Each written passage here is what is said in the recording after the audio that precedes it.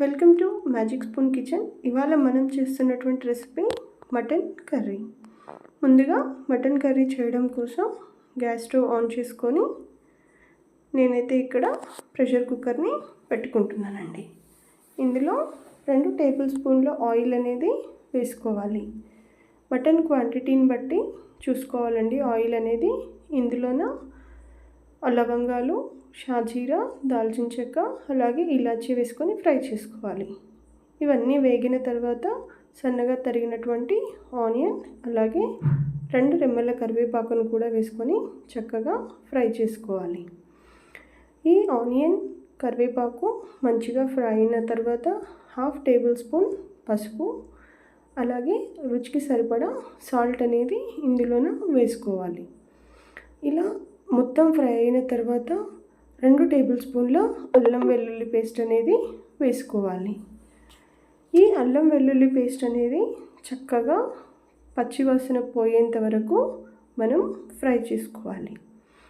ఇది ఫ్రై అయింది అని తెలియడం కోసం మనం ఒక్కసారి కనుక చూసినట్లయితే ఆయిల్ అంతా మనకి పైకి తేలినట్లుగా కనిపిస్తుంది.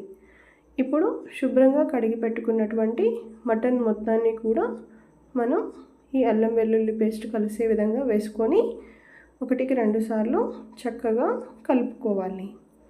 చూసారు కదండి, ఇలా మనం చక్కగా అల్లం వెల్లుల్లి పేస్ట్ కలిసే విధంగా కలుపుకున్నట్లయితే ఉప్పు, పసుపు ఇవన్నీ కూడా ముక్కలకు చక్కగా పడతాయి. ఇలా మనం చక్కగా కలిపిన తర్వాత ఒకసారి ప్రెషర్ కుక్కర్ని నార్మల్గా మూత పెట్టి 2 నిమిషాల పాటు మనం కనుక స్లో ఫ్లేమ్లో మగ్గనిచ్చామనంటే కొంచెం వాటర్ అనేది ఇందులోన వస్తుంది. ఇలా వచ్చినటువంటి మటన్లోన టేస్ట్కి సరిపడినంత కారం అనేది వేసుకోవాలి. నాన్ వెజ్ కర్రీలో కారం అనేది కొంచెం ఘాటుగానే ఉండాలండి. అలా ఉంటేనే మనకి టేస్ట్ అనేది చక్కగా ఉంటుంది. ఇలా కారం వేసిన తర్వాత మనం గ్రేవీ చేయాలనుకుంటున్నాం కదండి, కాబట్టి ఇందుకోసం మనం 1.5 గ్లాస్ వాటర్ అయితే వేసుకుంటున్నానండి. నేను దగ్గరగా 300 ml వాటర్ అనుకోండి. సో ఇలా వాటర్ వేసిన తర్వాత ప్రెషర్ కుక్కర్ని క్లోజ్ చేసి, మటన్ కదా అండి, నేనైతే 6 విజిల్స్ రానిస్తున్నానండి. సో 6 విజిల్స్ వచ్చేంత వరకు మనం ప్రెషర్ కుక్కర్ని పెట్టుకోవాలి.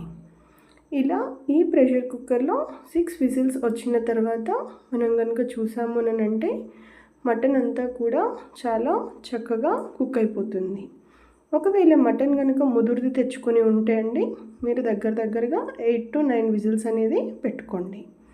సో నేనైతే ఇది లేత మటన్ అండి, 6 విజిల్స్ రానిచ్చాను. ఇందులో 1.5 టేబుల్ స్పూన్ గరం మసాలా పొడి వేసుకోవాలి. ఈ గరం మసాలా పొడిలో మనం లవంగాలు, చెక్క ఇవన్నీ కూడా ఫ్రై చేసుకొని, ధనియాలు ఇవన్నీ ఫ్రై చేసుకున్న పౌడర్ అండి ఇది.